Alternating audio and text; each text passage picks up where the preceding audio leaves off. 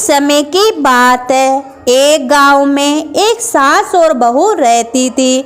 सास उसकी बहू को खाना नहीं देती थी। बहू रोज नदी पर जाते समय घर से आटा ले जाती, नदी से पानी लाती, आटा गूंथती, पंसारी की दुकान से थोड़ा गुड़ घी खरीद कर लाती और शमशान की चिता पर रोटी सेकती। रोटी चूर कर घी गुड़ डालकर चूरमा बनाती। पास ही में गणेश जी महाराज की मंदिर में पूजा करके भोग लगाती और फिर खुद खा लेती। ऐसा बहुत दिन तक चलता रहा। विनायक जी महाराज को ऐसा देखकर बहुत आश्चर्य हुआ और उन्होंने अपने मुंह पर उंगली रख ली। बहू तो घर आ गई। दूसरे दिन मंदिर के पट खुले तो लोगों ने देखा कि विनायक जी महाराज के मुंह पर उंगली है और सब आश्चर्य करने लगे। सब लोग मंदिर में जमा हो गए। वह कहने लगे कि जो कोई विनायक जी महाराज के मुंह से उंगली निकलवाएगा उसे इनाम दिया जाएगा। बहू ने अपनी सास से कहा कि मैं भी कोशिश करना चाहती हूँ। सास बोली, इतने बड़े बड़े कुछ नहीं कर सके, तुम क्या कर लोगी? पर बहू ने कहा, मैं विनायक जी महाराज के मुंह से उंगली निकलवा दूंगी।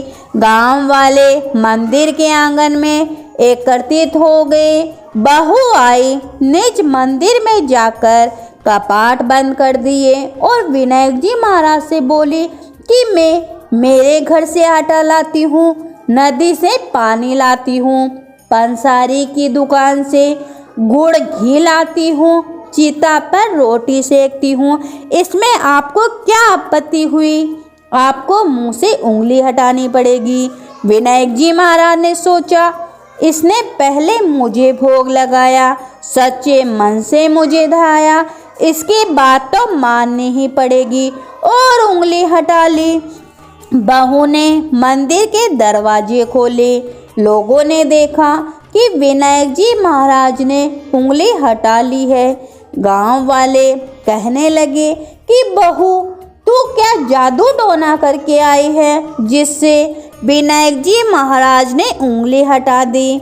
बहू ने कहा, मेरी सास मुझे खाना नहीं देती, तब मैं घर से आटा ला दी, नदी से पानी, पंसारी की दुकान से गुड़ घी लाकर चिता पर रोटी सेकती।